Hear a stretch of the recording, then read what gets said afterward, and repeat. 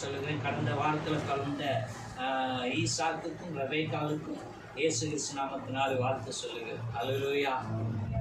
ஏன் அப்படின்னா, கிறிஸ்துவ பிறப்பு என்பது கடவுள் நமக்கு தந்த அரிதான கிருபை. அல்லேலூயா. அந்த மனுஷன் மறந்துடலாம், மனுஷன் ஒருவேளை கவனிக்காமல் இருக்கலாம். ஆனால் தேவன் உங்கள் உள்ளங்களை ஆராய்ந்து அறிகிறவர். அல்லேலூயா. உங்களுடைய முகம் மாற்றங்கள் எல்லாவற்றையும் தேவன் நினைச்சுவர், அறிந்தது. எதற்காக உங்கள் முகம் மாறுகிறது, ஏன் எதற்காக அதனுடைய காரியம் எல்லாவற்றையும் செய்ய தேவன் வல்லவராக இருக்கிறார். சரி, நம்ம எடுத்து வாசிப்போம். தானியேல் புஸ்தகம் 4ஆம் அதிகாரம் 1-3 வரைக்கும் வாசிப்போம். ராஜாவாகிய நேபுகாத்நேச்சர் பூமி எங்கும் குடியிருக்கிற சகல ஜனத்தாருக்கும் ஜாதியாருக்கும் பாஷைக்காரருக்கும் எழுதுகிறது என்னவென்றால் உங்களுக்கு சமாதானம் பெருக கடவது உன்னதமான தேவன் என்னிடத்தில் செய்த அடையாளங்கள் எல்லாம் அற்புதங்களையும் பிரசித்தப்படுத்துவது எவ்வளவு மகத்துவமும் அவருடைய அற்புதங்கள் எவ்வளவு வல்லமையுமாய் இருக்கிறது. அவருடைய ராஜ்யம் நித்திய ராஜ்யம், அவருடைய ஆளுகை தலைமுறை தலைமுறையாக இருக்கும். நேபுகாத்நேச்சராகிய நான் என் வீட்டிலே சௌக்கியம் உள்ளவனாய் இருந்து என் அரண்மனையிலே வாழ்ந்து கொண்டிருந்தேன். ஆமென். அல்லேலூயா. அல்லேலூயா. இந்த நேபுகாத்நேச்சர் ஏன் இந்த கடிதம் எழுதுகிறாரு, ஜன மக்களுக்கு சொல்றாரு அப்படின்னு சொன்னா, அவருடைய ராஜ்யத்துல சில விஷயங்கள் நடந்தது. அல்லேலூயா. அந்த விஷயங்கள் ராஜ்யத்தை குறித்தும் அந்த ஜனத்தை குறித்தும் சில சம்பவம் நடந்தது. அந்த சம்பவத்தை குறித்து அவன் தேசத்தில் இருக்கிற சாஸ்திரிகள், தோசியக்காரர்கள், குறி சொல்கிறவர்கள் எல்லாவற்றையும் கூப்பிட்டு கேட்கிறாங்க. யாருக்குமே அதுக்கான பதில் கிடைக்கல. அல்லேலூயா. அப்போதுதான் கல்தேய தேசத்திலிருந்து வந்த தானியேல் என்கிற தீர்க்கதரிசி, அல்லேலூயா, தேவனுடைய மனுஷன், அல்லேலூயா, அவருக்கு தெரியப்படுத்துறாரு அந்த தரிசனங்களை குறித்து. அப்போ அவருடைய வாழ்க்கையில நடந்த எல்லா சம்பவத்துக்கும் மற்றவர்களால் பதில் சொல்ல முடியாத நேரங்களில் அவர்கள் பதில் சொல்லி அது எப்படி நடக்கணும், என்ன செய்யணும் என்று சொல்லி கரெக்டா அந்த தீர்க்கதரிசி சொன்னாராம். அப்போ அந்த ராஜா கண்ட ஒரு சொப்பனம் எல்லாருக்கும் சொல்லி விட கேட்டாரு. அவங்களுக்கு விட தெரியல. ஆனா தானியேல் கிட்ட வரும்போது மட்டும் சொல்லிட்டாரு, உனக்கு நான் சொப்பனத்தையும் சொல்ல மாட்டேன், நீயே சொப்பனத்தை கண்டு அதுக்கான அர்த்தத்தையும் சொல்லணும். அவன் இதெல்லாம் செய்து அவன் தேசத்திலே எல்லாம் சுகமா இருந்தார்களாம். அல்லேலூயா. அப்போது ராஜா ஒரு கட்டளையை ஜனங்களுக்கு பிறப்பிக்க விரும்புகிறார். தானியேல் தேவன் மெய்யான தேவன் என்று சொல்லி நீங்க என்ன செய்யணும், அவரை வணங்கணும் அப்படின்னு சொல்லி. அல்லேலூயா. இப்போ இந்த ராஜா தேவன் யார் என்று தெரியாத ஒரு மனுஷன். ஆனா அவன் வாழ்க்கையில நடந்த சம்பவம் அவனை என்ன ஆக்கிச்சு சொன்னா, இவர் தான் மெய்யான தேவன் சொல்லி அவன் நம்ப ஆரம்பித்தான். அல்லேலூயா. அந்த நம்பிக்கையில ஜனங்களுக்கு கட்டளையிடுகிறான். அல்லேலூயா. என் வாழ்க்கையில இதெல்லாம் நடந்துச்சு, நான் இப்படி இருந்தேன், இப்படி நடந்தேன், எல்லாவற்றையும் தேவன் மாற்றி தந்து என்னை சுகபோகமாக என் அரண்மனையிலே நான் வாசம் பண்ணும்படிக்கு தேவன் என்ன செய்தார், கிருபை செய்தார் என்று சொல்லுவார். அல்லேலூயா. அல்லேலூயா. அநேகருக்கு தேவன் என்ன செய்தாலும் சரி, அல்லேலூயா, அவர்கள் மறந்து விடுவார்கள். ஆனா இந்த ராஜா இது எல்லாவற்றையும் தேவன் செய்தார் என்று சொல்லி ஜனங்களுக்கு இந்த தெய்வத்தை நீங்க கனம் பண்ணணும், அவரை வணங்கணும் என்று சொல்லி ஒரு கட்டளையை பிறப்பிக்கிறான். அல்லேலூயா. இப்போது அவனுடைய வாழ்க்கையில ஒரு சம்பவம் நடக்குது. என்ன நடக்குது அப்படின்னா, இந்த நேபுகாத்நேச்சருக்கு மறுபடியும் ஒரு சொப்பனம் வரும். அல்லேலூயா. எடுத்து வாசிங்கள.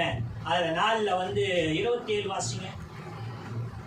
ஆகையால் ராஜாவே சொல்லும் ஆலோசனையை நீர் அங்கீகரித்துக் கொண்டு நீதியை செய்து உமது பாவங்களையும் சிறுமையானவர்களுக்கு இறங்கி உமது அக்கிரமங்களையும் அகற்றிவிடும். அப்பொழுது உம்முடைய வாழ்வு நீடித்திருக்கலாம் என்றார். ஆமென். ஹல்லேலூயா. இப்போது இந்த ராஜா தேசத்துக்கே கட்டளையிட்டாரு, இவர் இப்படிப்பட்ட தேவன் அப்படின்னு சொல்லி இவரை வணங்குங்க, அவரை கனம் செய்யுங்கன்னு சொல்லிட்டார். இப்ப இவருக்கு ஒரு சொப்பனம் வருது. இது சொப்பனம் என்னன்னா, ஒரு பெரிய மரம், மானம் எட்ட தலக்க ஒரு மரம் அவர் தரிசனத்தில் வருது. அது மிகுந்த கனி கொடுக்கிறது. அந்த கனியை அந்த தேசத்தினுடைய ஜனம், ஜீவராசி எல்லாம் உட்கொள்கிறது, சாப்பிடுது, புசிக்கிறது, நல்லா இருக்குது, சுகமா இருக்கு. ஆனா வானத்திலிருந்து ஒரு மனுஷன் வந்து அந்த கனியெல்லாம் செதற செய்து அந்த மரத்தை வெட்டி அடிவேர் மட்டும் தான் கீழே இருக்கு. அந்த அடிவேர் மட்டும் தான் கீழே இருக்கு. இப்படி ஒரு சொப்பனத்தை கண்டோட மறுபடியும் தானியேலை கூப்பிடலாம். அல்லேலூயா. கூப்பிட்டு நான் இப்படி ஒரு சொப்பனத்தை கண்டேன் அப்படின்னு. அப்ப தானியேலுக்கு அந்த சொப்பனத்தினுடைய எல்லா விளக்கத்தையும் சொல்லிட்டான். அல்லேலூயா. அப்ப சொல்றான், இந்த சொப்பனத்தினுடைய அர்த்தம் இதுதான், ஆனா இதுல இருந்து நீ மாறணும்னு சொன்னா திரும்ப 27 வாசிங்க. ஆகவே ராஜாவே, நான் சொல்லும் ஆலோசனையை நீ அங்கீகரித்து ஏற்றுக்கொண்டு நீதியை செய்து பாவங்களையும் சிறுமையானவர்களுக்கு இறங்கி அக்கிரமங்களையும் அகற்றிவிடு. அப்பொழுது உம்முடைய வாழ்வு நீடித்திருக்கும் என்று சொல்லுகிறார். அல்லேலூயா. ஆனா இவன் அந்த தீர்க்கதரிசனுடைய வார்த்தை கேட்க மாட்டான். அல்லேலூயா. நம்ம தான் எல்லாம் நல்லா இருக்கிறோமே, சுகமா இருக்கிறோமே. அதுதான் மனுஷன் வாழ்க்கையில் இதுதான். ஒரு விஷயம் நடந்தா நம்ம மாறிடுவோம், சரியாயிடும், மற்றவங்களுக்கு சொல்லியிருப்போம், ஓகே. ஆனா இன்னும் நம் ஜாக்கிரதையா இருக்கிறோம் என்பதை மறந்து விடுவோம். அல்லேலூயா. இதே போல இந்த ராஜா இந்த தீர்க்கதரிசி சொன்னதை ஆரம்பத்திலெல்லாம் முன்னாடி வைத்து அதை சொன்னதை செய்த மனுஷனா இருந்தா, இப்போதோ எனக்கு எல்லாம் தெரியும் என்று சொல்லி இந்த ராஜாவுடைய இந்த தீர்க்கதரிசியினுடைய வார்த்தையை அவன் கேளாமல் இருந்தான்.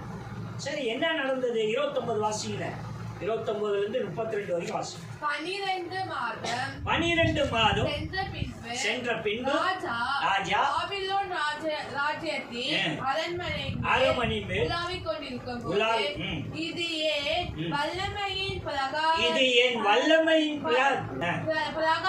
பராக்கிரமத்தினால் என் மகிமையின் பராக்கிரமத்தினால் என் மகிமையின் பிரதாபத்துக்கென்று ராஜ்யத்துக்கு அரண்மனையாக நான் கட்டின மகா பாபிலோன் அல்லவா என்று சொன்னான். மகா பாபிலோன் அல்லவா என்று சொன்னான். இந்த வார்த்தை ராஜாவின் வாயில் இருக்கும் போதே வானத்திலிருந்து ஒரு சத்தம் உண்டாகி, ராஜாவாகிய நேபுகாத்நேச்சாரே, ராஜ்யபாரம் உன்னை விட்டு நீங்கிற்று. ஆமென். மனுஷரின் என்று தள்ளப்படுவாய், வெளியின் மிருகங்களோடு சஞ்சரிப்பாய், மாடுகளைப் போல் புல்லை மேய்வாய். இப்படியே உன்னதமானவர் மனுஷருடைய ராஜ்யத்தில் ஆளுகை செய்து தமது சித்தமாய் இருக்கிறவனுக்கு அதை கொடுக்கிறார் என்பதை நீ அறிந்து கொள்ளும் மட்டும் 7 காலங்கள் உன்மேல் கடந்து போகும் என்று உனக்கு சொல்லப்படுகிறது என்று விளம்பினது. ஆமென். ஹல்லேலூயா. இந்த உப்பரத்து மேல நடக்கிறவங்கலாம் ஏதாவது தப்பு பண்றான். ஹல்லேலூயா. உப்பரனா வீட்டுக்கு மேல, அந்த கோட்டைக்கு மேல. இந்த தாவீது ராஜாவும் உப்பரத்து மேல இருக்கும்போது தான் பிறவரோட மனைவியை குளிக்கிறத பார்த்து சலசம் அடைந்தான், தவறு செய்தான். இவனும் உப்பரத்து மேல உலாவிக் கொண்டு வந்துட்டு சொல்றான், மகா நகரமாகிய பாபிலோனுக்குன்னு நான் கட்டின அரண்மனைன்றான், என் பலத்தினால கட்டின அரண்மனை. அல்லேலூயா. தேவன் தான் பெரியவர், அவர் தான் எல்லாவற்றையும் பண்றாரு. அது கீழே வாசிச்சீங்கன்னா, மேல 4 கீழே வாசிச்சீங்கன்னா அது இருக்கு அப்படின்னு சொல்றான். ஆனா எங்கோ ஒரு இடத்துல தாய் என்ற சுயத்தை கொண்டு வரான். அல்லேலூயா. ஆனா இங்க தீர்க்கதரிசி சொல்றான், இதெல்லாம் நடந்தது ஓகே, ஆனா நீங்க இப்படி செஞ்சீங்கன்னா உங்க வாழ்வு செழிக்கும், நீங்க சுகமா இருப்பீங்க, ஏதோ நடக்காது. அநேக நேரங்களில் எல்லாம் நமக்கு தெரியும் நினைக்கிறோம்ல, ஆனா உலகம் சொல்றாங்க கற்றது கையளவு, கல்லாதது உலகம்.